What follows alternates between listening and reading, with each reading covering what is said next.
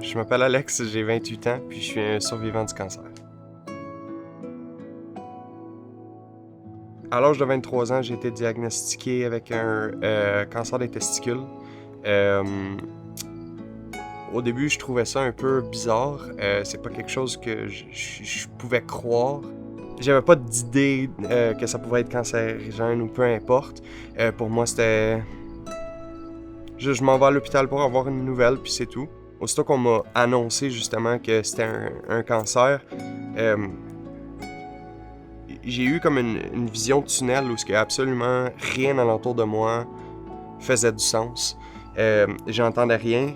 Je voyais, par exemple, mais j'étais pas capable d'enregistrer quoi que ce soit.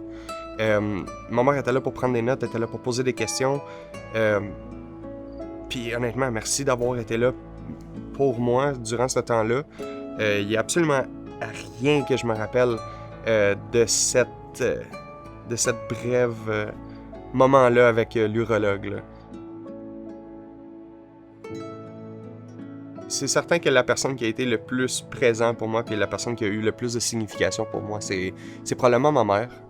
Ma mère était là à m'appuyer tous les jours, peu importe c'était quoi, que ce soit une bonne journée, que ce soit une mauvaise journée. Ma mère était à côté de moi, juste essayer de me faire rire, essayer de me consoler, essayer de me changer les idées, juste essayer d'être là.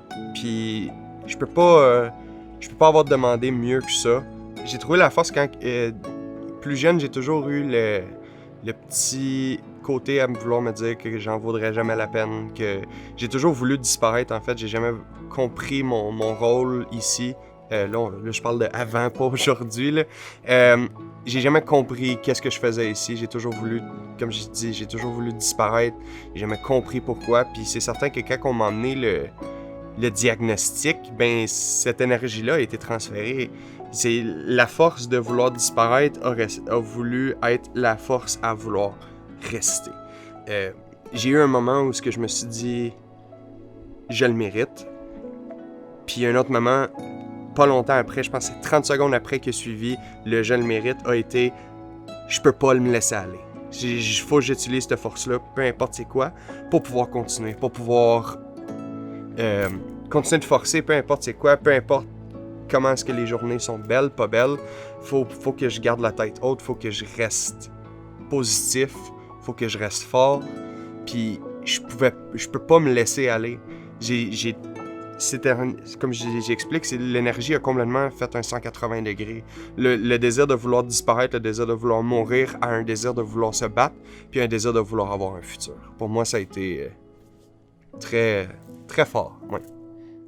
Le plus grand rêve que je réaliserais, c'est quelque chose que j'espère de tout cœur qui va arriver un jour. Que cette maladie-là soit abolie. Pas abolie que nous autres on dit non, on n'en veut plus chez nous. Non, c'est vraiment, on trouve le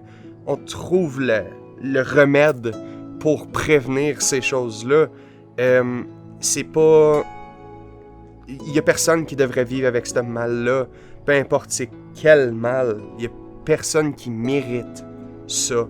Mon plus grand rêve, on enlève le cancer à tout jamais. Tant qu'à moi, ce serait le plus grand rêve que j'ai. Alors bonjour, je suis Ninon, je suis la mère d'Alex. Ce que je suis le plus fière du parcours d'Alexandre, ça a été sa ténacité et le courage dont il a fait preuve tout le long, du début à la fin du processus de cancer. La plus grande qualité d'Alexandre, je dirais que c'est sa résilience. Il a mangé des coups durs dans la vie, mais sa façon de voir les événements, de voir la vie, moi, je le regarde, puis je trouve qu'il est un modèle pour moi. Il faut profiter des moments. Ça, c'est beaucoup plus présent chez moi maintenant. Que ce soit d'aller prendre une marche, de voir les petits oiseaux, d'être là et de profiter du moment qui nous est donné.